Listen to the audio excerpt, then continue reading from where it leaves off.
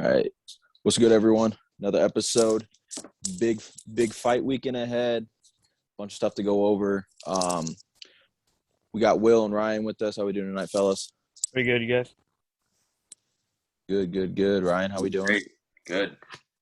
All right. We got to start with, we talked about it last week. So what is it? It's probably 2 weeks tomorrow. Our wonderful guy, Nagy, posted a video when the Cubs had a combined no-hitter against the Dodgers, and he was definitely a little hammered per usual. But in the video, he's talking shit, saying the Dodgers are overrated, blah, blah, blah, blah.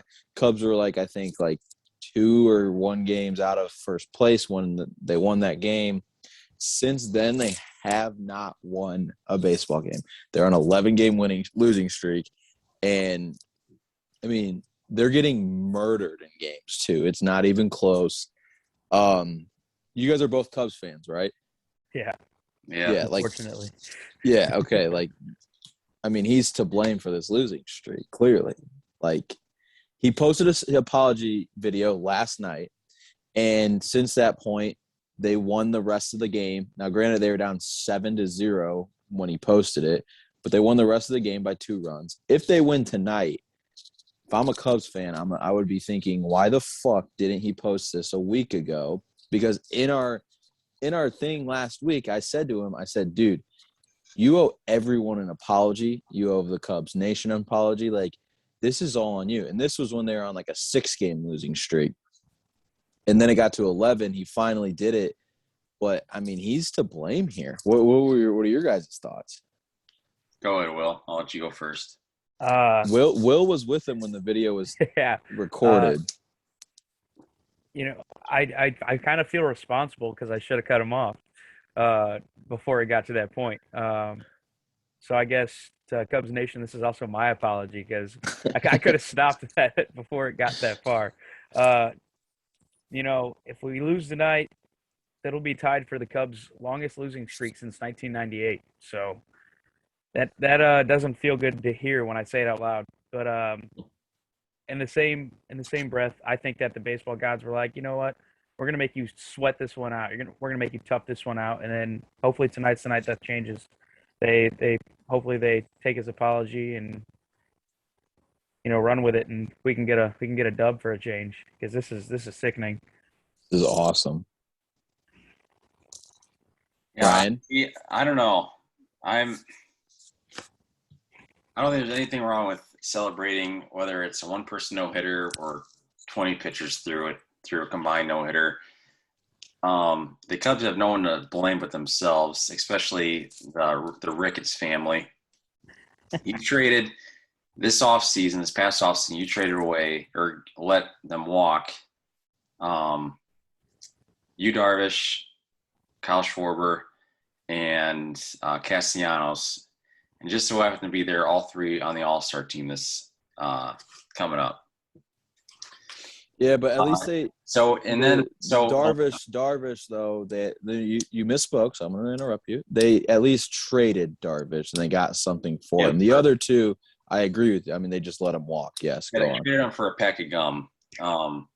They did, yes. So the Ricketts family and whoever else in the front office you'd like to throw into that group. In 10 years, they were from the ashes to World Series champions, now back into the ashes again. So they have no one to blame but themselves because all the Ricketts family cares about is the price of beer and how many people they can get in the seats. They don't care about wins. And yeah, I hope it goes to 30 games. Oh. Just let everyone go. Sell the team. Let Mark Cuban buy it. Oh, they're not going to sell the team, but they're letting everyone go. Chris Bryant's 100% getting traded. Probably also for a pack of gum.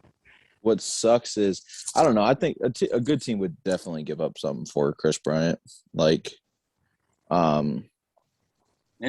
crazy. Fine. If their farm system was showing promise, they'd be like, oh yeah, let's bring up this guy or that guy. But it's we don't hear of anyone anymore.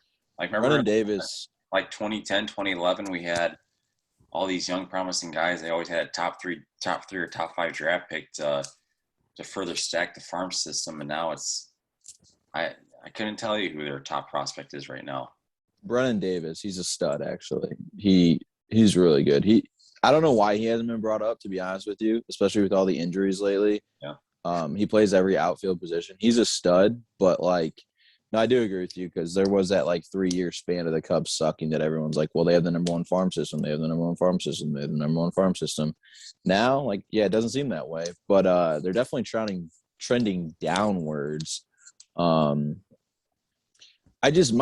hate when owners cry poor. It's like, dude, then sell the fucking team. Or quit padding your pockets. You're not going broke. I mean, they're not going broke. Yes, 100%. But their whole thing is they don't want to pay the mega payroll because of no fans and COVID and all that bullshit. But it's dude, I mean, the Dodgers are still doing it. The Yankees are still doing it. There's teams and the Cubs.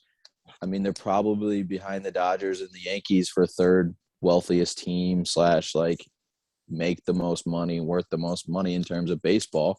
So I don't know. I think it's hilarious. I actually hope they continue to lose. I love texting Nagy every fucking day and just being like, dude, this is all your fault. And but I do think it's made it an easier decision because this roster wasn't going to win it all this year. And let's say they were one game out of 500 right before the trade deadline and they kept the same roster. Obviously, they're not trading Chris Bryant in the offseason, so they'd let him walk and he'd stay on the team and whatnot. This just makes the decision so much easier for them. Right. Kimbrel's going to get dealt. I mean, he's been a top 3 closer in the league this year, so he'll get dealt, and he'll probably get some prospects back. KB will get dealt. Now, unless this GM is a moron or players operation is a moron, they should get something worth back. I mean, no one would take Baez, but I would trade him if someone would. Oh, but how many times? Now I know hitting a baseball is probably the hardest thing to do in sports, but how many years is it going to take him to realize that on an 0-2 or 1-2, if it's a pitcher's count, it's a breaking ball going away? Every time. It's what, 7? Yeah, I don't think he's ever going to learn that. That's the thing. Like you just said, how many times is he going to? I don't think he's ever going to learn it. I just think that's who he is. It's insane. Well, it doesn't help that the man swings at literally anything. No, yeah. But then he makes up for it because he'll hit a 450-foot moonshot. But yeah, it's either he doesn't get a hit at all or he hits a scoreboard. I don't know. Right. Yeah, Cubs are in a bad situation. I think they maybe they should hire. Yeah, it's football season. I agree with that one. All right, let's move on then. But Nagy, tough look for you. That's for sure. All right, NBA Finals Game 1 last night. Giannis did play. Looked pretty good. I think they clearly were holding him out in the Hawks series. I think if they thought the Hawks could actually beat him, he definitely would have played in that Game 6. Did both of you watch the game last night or see highlights and whatnot? I did watch. I watched a little bit of the highlights, yeah. Yeah, I watched some highlights as well. I didn't get to watch it because I was at work, so. Oh, so I watched the whole game, and it was just insane. My 2 comments on the game, I guess, would say is Brook Lopez in this series will be so ineffective. It's insane.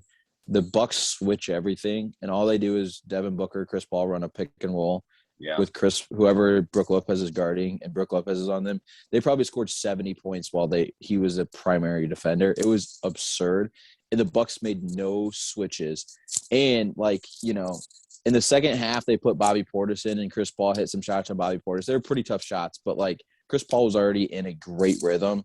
So once he's in that rhythm, he's in his rhythm. He's going to make all those fucking shots. Secondly, what the fuck? What was I going to fucking say secondly? Holy shit. I don't even fucking remember. But my prediction on this is what the Bucks have done all years. They haven't really made many adjustments. They've just kind of kept Brook Lopez out there, and then hopefully he finds his way through. But if they keep him out there, if he plays more than 20 minutes in any game, they're gonna lose whatever game that is. But like Giannis and them, Giannis was getting his feet under him. Drew Holiday played horrendous.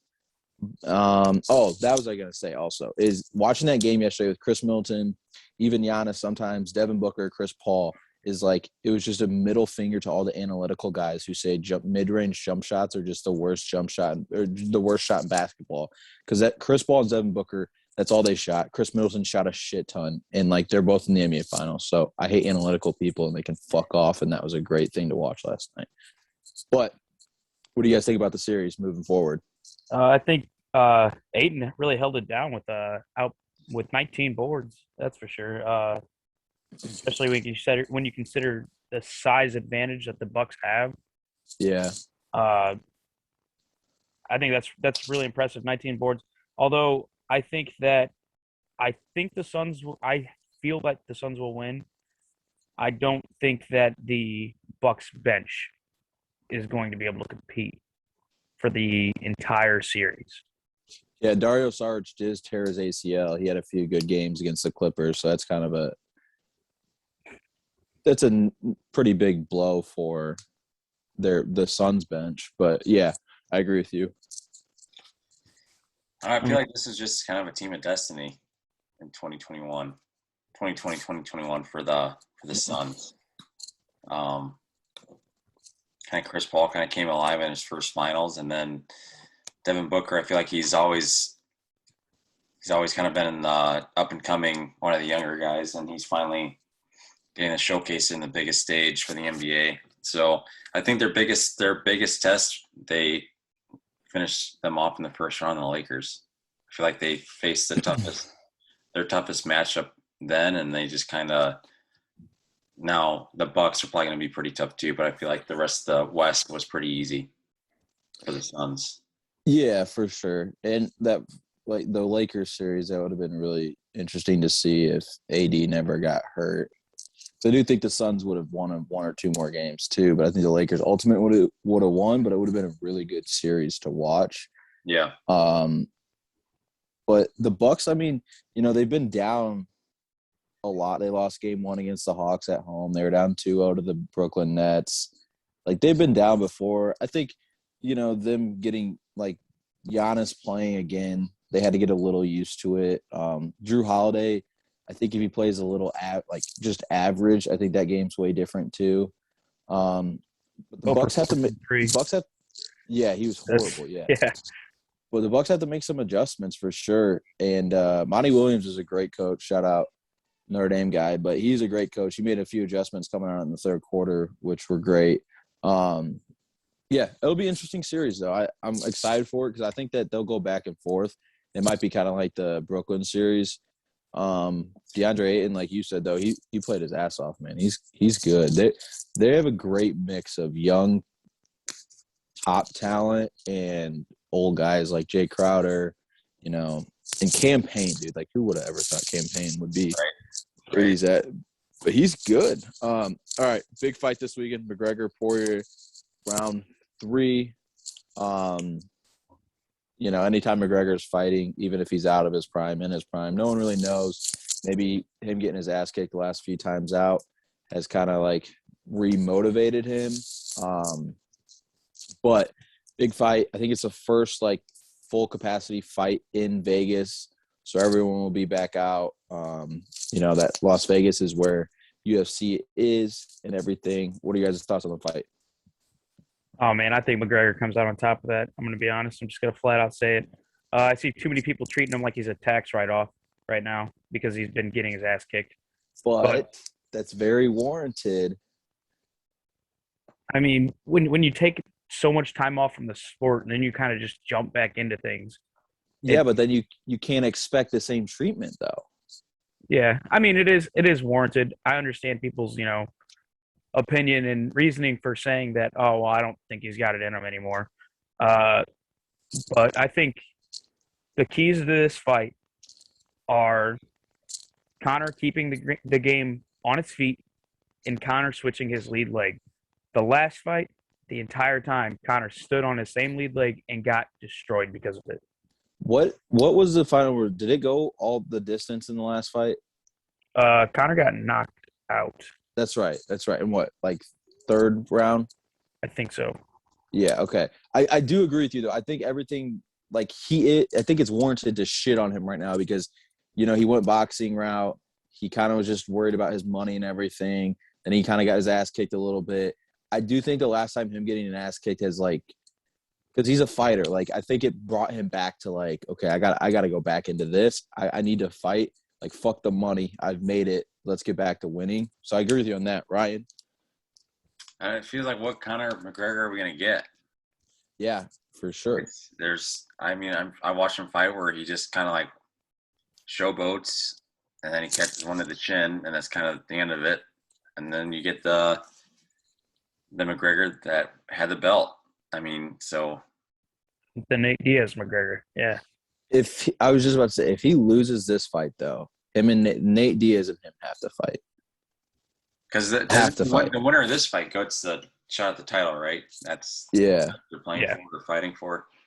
Okay. In reality, McGregor shouldn't, in my opinion, if he wins this fight, just because like there's guys ahead. But like if he wins this fight, like it gives Dana White the reason to give it to him. And obviously, whoever McGregor fights, it's their biggest pull. Like it's their biggest fight on every card. It's the most money that they make on every whatever fight they have. Like McGregor's the money maker for everything. So absolutely, he's definitely the UFC's payday right now. Yeah, exactly. And I'm hoping like John Bon Jones fights Ngannou or however you pronounce it. Like they are starting to get better with their big fights and stuff. And like, I think more people are watching it and stuff, which is good. But these guys need to get paid more money, man. Like it's crazy, but that's why that's why Poirier is like, instead of fighting the title, he's like, I'll fight McGregor round 3. Dude, in these 2 fights, he'll make his fucking however much money he wants, and then he can go fight whoever he wants. Like he can fight for the title and he'll make 75% less than him fighting McGregor. So it's like, what would you do? Like they're letting John Jones back in the UFC. Yeah, I thought they already let him back in, but he like won't fight Ngannou because like Dana White won't like promise him a certain amount of money. Is that right? This is that Julie Poirier. Poirier. Yeah. I see it now. Yeah, McGregor posted. That's what I said this before the show, but McGregor posted something like, it was like a request to slide into his DMs. Who knows what it could have said? It could have just said like, "Thanks for donating to the charity that we had," or "Where's the charity money?" Because the last fight, after he got knocked out, she walked in and said, "Thanks for donating to our charity." But then it came out that like McGregor never donated. So I don't know if he did, but then her sliding in the DMs is kind of weird regardless. But like McGregor doing what he does, like to build some buzz, he posted it on his Instagram story, I'm pretty sure. So that'll be interesting, man. And then again on Twitter. Yeah. Yeah. I'm excited, man. Any big time UFC fight and with fans. UFC was the one that like they always kept going, but like when it's a rocking UFC night and like it's packed, there's nothing like it. Like all the stars are out. It's awesome. That Francis guy's really good. I think he's probably my favorite right now.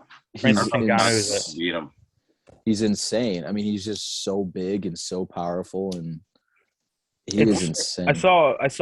I think it was Joe Rogan, or I can't remember who was talking about it, but they said that his punch is pound for pound the hardest punch in the UFC. It's the equivalent of a Ford Pinto hitting you at full speed. Which, I mean, when you think about it, like it sounds kind of cheesy, but that's still a car hitting you at full speed. Like, right. I just wish they would, like, I don't know.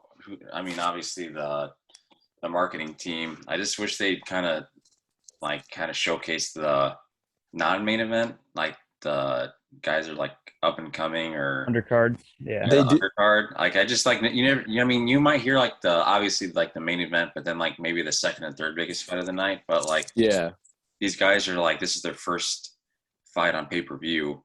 Yeah, I just like I've never even heard of that guy, but do because UFC's compared to like other sports are still like brand new. Mm-hmm.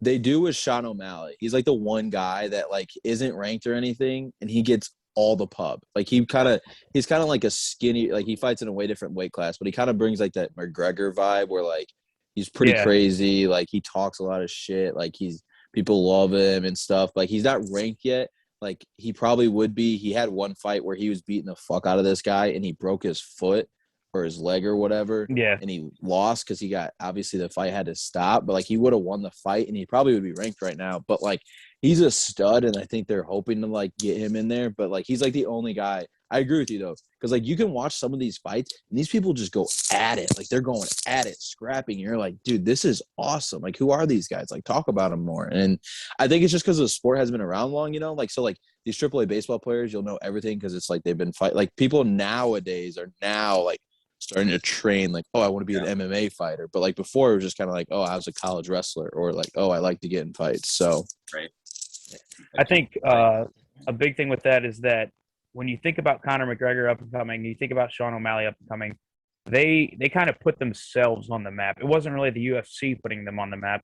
I mean, you think of great fighters like Khabib. We knew about Khabib because of what he was doing in the ring. And once he had gotten so far into his career, that's really when we started to learn about Khabib. Whereas when you look at guys like Sean O'Malley and Conor McGregor, they promote themselves. yeah. So I think you give it a couple of years, and Sean O'Malley is going to be the UFC's payday because of how he promotes himself. Mm-hmm. The dude's a nutcase. The dude, he's smaller than me, and I would never get in the ring with him because I know I wouldn't stand a chance. That is true what you just said, because a lot of fighters like don't even have Instagrams, and they're like, why don't you have an Instagram? And they're like, I don't give a shit about that. And they're like, dude, like that's how you make money. Like you need that. So that's a good point though. I agree. Like a lot of them are just fighters. They don't give a shit about promoting themselves, but that's why that's why these UFC guys are going and fighting Jake Paul now, because it's like, dude, they made like a total of $3 million in 30 fights, like, and they were like the number one fighter for a while. They go fight Jake Paul, they get paid like $65 million. Did you guys see? This is like not something we were going to talk about, but did you see how? Which is like the least shocking thing to me, but like none of those fighters for the YouTube versus TikTokers have been paid. Oh, really? Nice. Yeah, that's what I'm not surprising. But yeah, like supposedly they thought they were gonna get like 500,000 view like buys, and they've gotten like 175,000. Wow. So illegal streaming's kind of killing that payday, huh? Yeah. They said something like they're gonna catch everyone who illegally stream. It's like, yeah, but what about the 50,000 people that watch? You can catch that one guy, but you're still not getting what you wanted. Yeah. All right. I saw this. This was a trending topic on Twitter today. Not like that I personally saw, just in the trending conversation, but I thought it was a pretty good conversation. Who would you pick, Ed Reed or Troy Polamalu? Ryan, I know you're a Steelers guy, so you start. Yeah, I've been asked this like we were growing up, like when they were like both like in their prime still. It's difficult because I know they're both like safeties, but like if you remember watching them play, they never really played the safety position the same way. Ed Reed was much more of a center fielder, kind of just read the quarterback size and just kind of pay. Like if the quarterback made a mistake, he made him pay. Troy Polamalu was much more like in the box, line of scrimmage. A linebacker. I know. I mean, you can pretty much, if you watch Troy Polamalu highlights, there's probably 5 or 6 times where he's timing up the snap and he's like jumping over the center before the center can even like really stand up and sacking the quarterback. To your point of that, Ryan, like their stats though, like what you just said, it literally lines up to that. Like Ed Reed has double the amount of interceptions, but Troy Polamalu has like over 130 tackles in 30 less games. Right. So, I mean, obviously I watched more Troy Polamalu, but I just remember the 2008 AFC Championship game. He had a pick six against the Ravens. That pretty much that won the game because it was 16-14. Then he picked it off and made that 23-14 game over. He just made so many incredible plays that it's just safeties today would never even who Jamal Adams or whoever you could pretty much name whoever you think the best safety in the NFL is. They just want to make those same plays. Well, because they play different positions, they play it differently. So, but I'm just going to say Troy Polamalu. Obviously, there is some bias, but I just think he just made some incredible plays that aren't even really thought about anymore. I agree with you, and I would just show a highlight reel of him jumping over the line of scrimmage when the ball snapped. Did you watch Pat that's McAfee his story on his podcast where he's like they were gonna there was like it was a PAT or a field goal. And it was like if they're like at this hash at this certain yardage and if the B gap is not covered, they're gonna the holder is gonna take the ball and run and for a touchdown. Well, for whatever reason, Troy Polamalu he covered the B gap, and Pat McAfee was super pissed off because he didn't get to run for a touchdown. Oh yeah, okay, that's funny. But I'm with you. I would pick Troy. I like the Steelers too, so like a little biased, but like Ed Reed's awesome. Like, you know, you got it's like it's two of the best ever. Yeah. It's two of the best ever. Ed Reed's awesome. But like I gotta go with my guy Troy. And like I said, I would just show the highlight reel of him jumping over centers. Will, what about you? You're a Bills fan, so you're like you don't have a favorite of either of them. You know, and with I will say I'm going to have to go with Troy Polamalu on this one as well. Yeah. The reason why is because Troy Polamalu, he really paved the way for a lot of these sub-linebacker safeties that you see in the league now. Mm-hmm. Whereas Ed Reed was more of a true to safety form guy. Yeah. So, like, even when you think about, like, somebody great for me to throw out an example of, Sean Taylor. Sean Taylor played, like, the sub-linebacker, safety, flex position.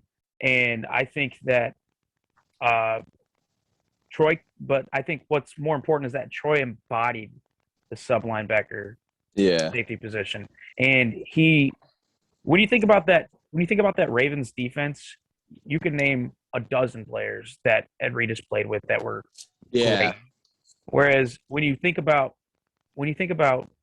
that's like the Steelers throughout that time, Ryan, this is no offense, but really it was like a lot of, role-playing defensive guys. And then you had a couple of players who were big-time playmakers. I think, and then Troy just kind of like put the team on his back. And whereas Ed Reed, if Ed Reed's having a bad game, he's got Ray Lewis to fall back on, right? Or Suggs. Whereas Troy Polamalu couldn't have a bad game because his team kind of, they depended on him. That's just kind of my opinion on it. And, as a Bills fan, I really, I guess I shouldn't really have an opinion because my team sucked my entire life until recently. You have a good team now. And until recently. But I don't know, man. There's just something about Troy Polamalu that, like, as a kid, like, it was so exciting to watch him play because every play was electric. Yeah. No, I think in a very underrated, and I mean, it's kind of silly when I say it out loud, but honestly, I think his hair was like his hair was staple. Dude, I was literally just about to say that. Like, yo, that hair. Like if he just had like a buzz cut or just like his hair didn't come out of his helmet. Yeah. I mean, it's just like just another really good football player. But when people think of Troy, his hair is something that they remember. Well, Andy had all the, Head and Shoulders commercials, like all that shit. Like, yeah, it made him look dope as fuck. I think another thing is that Troy Polamalu knew when his time was up before his time was up, if that makes sense. Whereas he retired Ed Reed, at a great time. Yeah, he retired at the perfect time. Whereas Ed Reed was like, "I'm going to keep playing." Then he got dealt to the Texans, and had a pretty subpar, fizzle out in the league. Then he went to the Jets or something after that. Yeah, he was on the Jets. Yeah, and I always thought he was on the championship team with Flacco, but he wasn't. Troy's won 2 titles, and Ed Reed has only won 1. Yeah. Yeah, it's the 2000 or 2001 team. Yeah, with Ray Lewis and all them, and their best defense. Yeah. Trent Dilfer, wait, was that Trent Dilfer? Yeah, it was Trent Dilfer. The defense just carried him to a ring. Yeah, literally got. That was crazy. All right. Had 3, but no. Who? They lost the Packers. Yeah. Yeah, should have had 3. I agree with that. But yep, he's got 2. Ed's got 1. Any other last words? Anything you guys saw today? Anything? We got no NIL talk or name, image, and likeness? Oh yeah, I mean, speaking of that, so obviously it's a good thing for college athletes. What I like, what's going to be interesting though is like it's going to be crazy for the first 3 months. Like everyone's going to just be doing this and thinking it's going to be awesome, all this stuff like that, which it will be. But like what I think is going to happen though is like these companies are going to see like a long-term plan and be like, well, we're just kind of paying this guy. And in reality, we're not getting shit for it. So like, I think it's going to die down quite a bit. And then you're going to see like the De'Aaron Kings, like guys who are like faces of college football be huge. Or what you'll see happen, like the Notre Dame offensive line, what was it, Mission Barbecue, Ryan? Yeah. Like they signed like every offensive lineman to like a endorsement deal. Like I think you're going to see something like that because then you're going to have the entire offense line. They're going to be like rocking like Mission Barbecue shirts. And then they'll be like, okay, that's makes sense. And then like Miami, they worked out a deal. I don't know if you guys saw this one, but it was like their entire team was signed by one company. Okay. And each player is making $6,000 from this company in 1 year. So every single player will be rocking this type of stuff. And I think you will start to see more of that where like, I've actually kind of thought quite a bit about it. And there's a few things. One, I'm glad you brought up the Mission Barbecue thing because I'm wondering, especially like the food, like Ruth's Chris or whatever restaurant you want to say. I'm wondering if they're just going to get paid in the product, like food. They're not gonna pay, Right. Like I'm sure now when they tweeted Mission Barbecue, did they just get their meal for free, or was it like that's what I would assume happened? It's probably different for each one, but that would be interesting. It would be interesting to see. I'm sure, like since Notre Dame offensive line is so prevalent, I bet it's like every fifth post you get X amount of dollars or something like that. Other than that, we're going to send you a bunch of food. Right. And then the other thing is like, does that impact, like obviously, so now the transfer rules have obviously changed too. So you have a one-time, like you can transfer to anywhere. Well, I don't know about anywhere, but you don't have to sit out a year anymore. It's basically anywhere. I think the last conference who had the little like thing where you couldn't in conference was the SEC, and they got rid of it. So I think it's anywhere.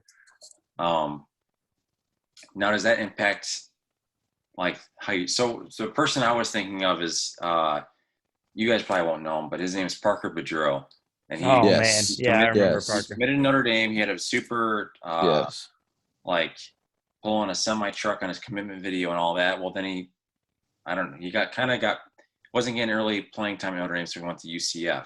There was a lot behind. So I actually knew Parker while he was here. Okay. And biggest part of his thing was he kept getting in trouble because he couldn't stop smoking weed. Oh. So, yeah, I think he had a great shot to start for Notre Dame, but he literally never stopped smoking. Well, so now he's in the WWE, and I think he actually cut his college career early for the WWE. Which, he's like moving his way up though, but yeah. Yeah, so I mean, I get it. Like that's what he wants to do. He's an entertainer, and so that makes me think. So even if you're not getting playing time, would you go from a Notre Dame or an Alabama or like whatever, like elite or playoff contender to a UCF or just some group of 5 team that can win 9 or 10 games, even though chances are that if you get really good, you're not going to make as much money because you're not in a high market college football area or team. So let's say I see what you're saying. Yeah. You know what I'm saying? So I think what will happen is like I get what you're saying. Like, let's say, a player who maybe starts his senior year at Notre Dame, but maybe doesn't. Does he transfer to like a Ball State, Central Michigan, where he's going to start for 3 years? Right. But even if as a role player in Notre Dame, like I'm sure sooner or later, like you're probably going to make a little more money than you would going there. I think those guys, I think it's going to depend on like, do you come from money or not from your own family? I think that's going to be like somewhat of it because it's like some of these guys, like their only chance of making money will be in college. 2, I think they'll also think about themselves. Like, if I go and I play really well, I can market myself and maybe I get it. It'll be really interesting. I think a lot of guys will be skewed the wrong way, though. Like, I think they'll, like, to your point, I think they might think that they all can make money if they're like a star player at a Ball State or a Central Michigan or like something like that. If you can be a quarterback at, let's say you commit and enroll to Notre Dame as a quarterback. Yeah. And you realize, man, I'm probably not going to play until my junior year or senior year. And then, like, would it be worth transferring to, let's say, Illinois? Like, do you think you could probably make more money in the 1 year, 2 years tops at Notre Dame than you make it 3 or 4 in Illinois? Maybe. I think quarterback's a tough one, because I think if you're the starting quarterback, you'll do a commercial for the fucking local dealership. So, like, if you're the starting quarterback, but like a cornerback, yeah, I don't know, because it depends. Like, I think it'll matter on if we see more of these deals done like Miami did, where every player is getting paid, because it's like, even, you know, a 4th string DN who maybe never see the field will get this $6,000 no matter what, because they signed the entire team to this.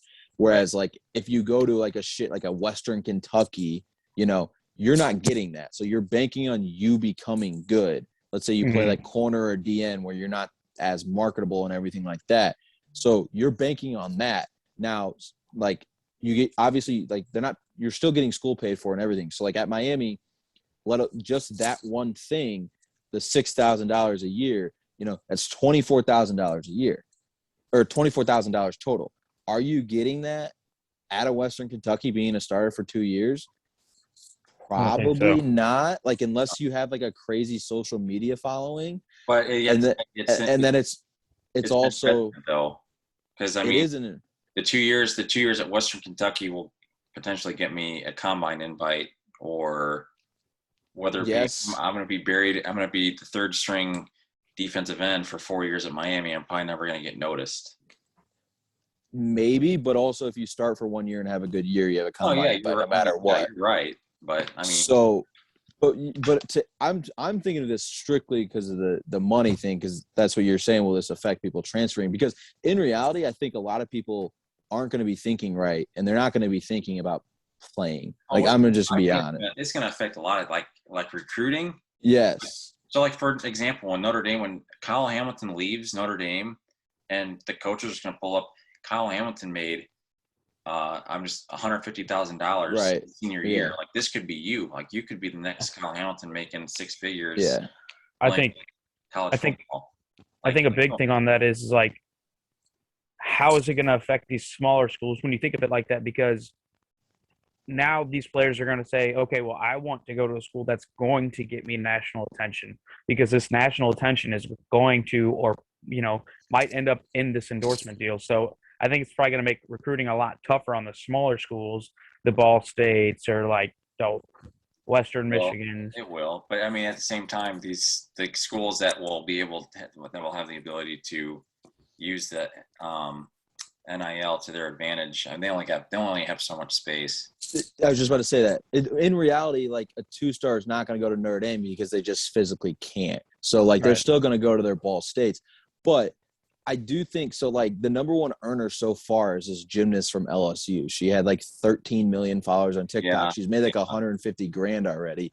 Like, I think you might start to see, like, you guys remember Julian Newman, that dude who was like super small. He was always on like Instagram and stuff, dribbling around. He was like not really that good at basketball. His dad and him they had like a Facebook show and shit.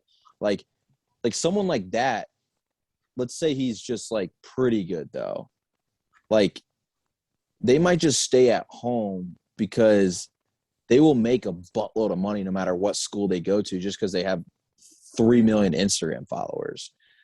But, you know, it'll be interesting. I think, like you said, Ryan, though, I think the first year will be – no one really knows what's going on, I feel like. Like, no one has really read the rules. Like, all these Barstool athletes, like, they're technically a gambling company.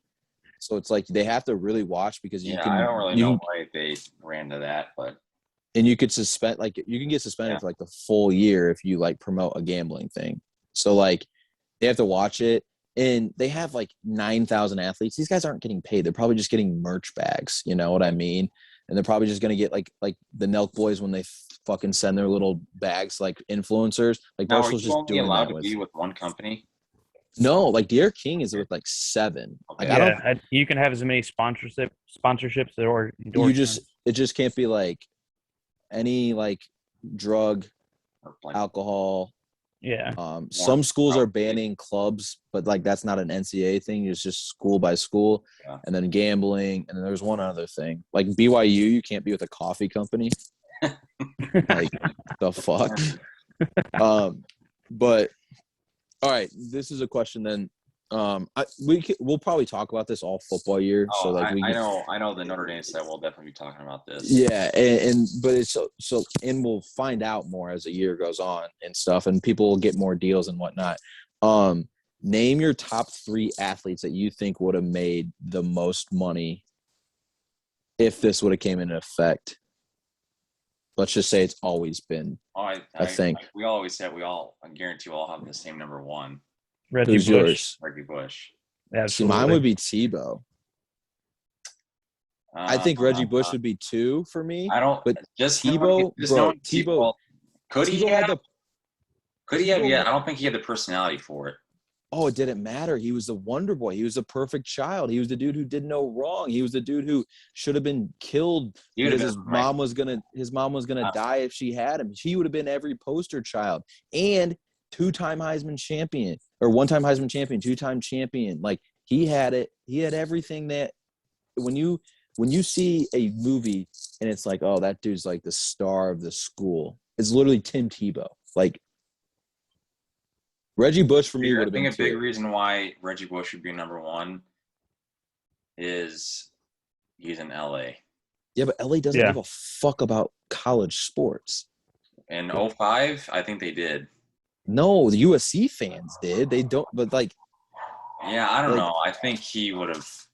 I saw something that he would have made $4 to $6 million a year at USC.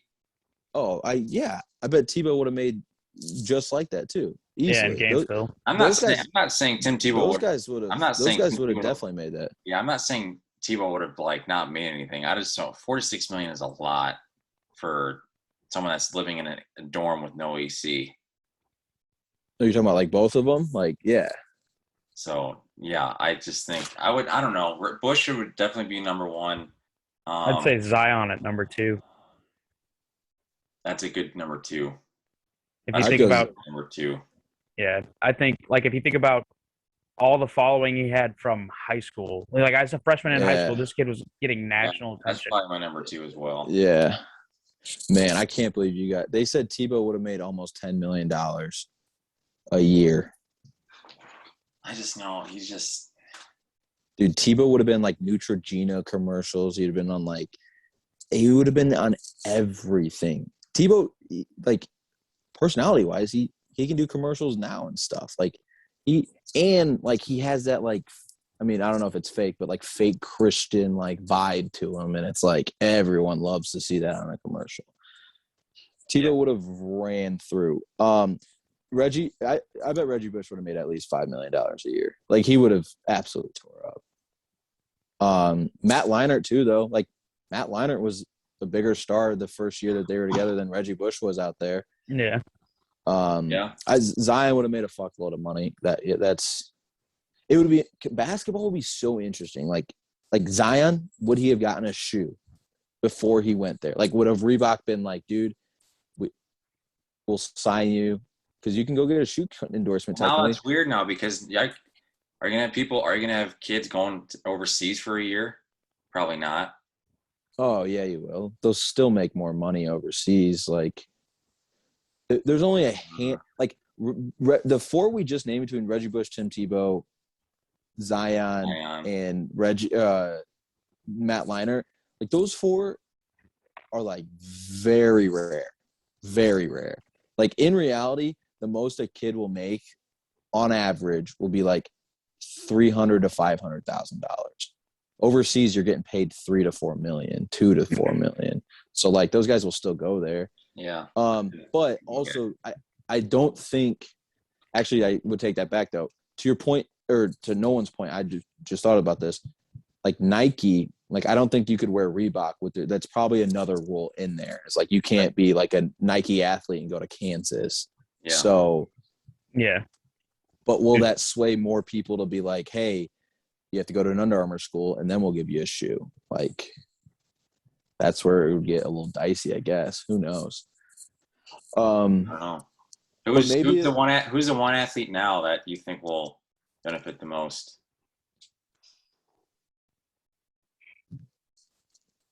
I don't. That's gonna be tough. Like I would have said Justin Fields and Trevor Lawrence last year easily. Yeah.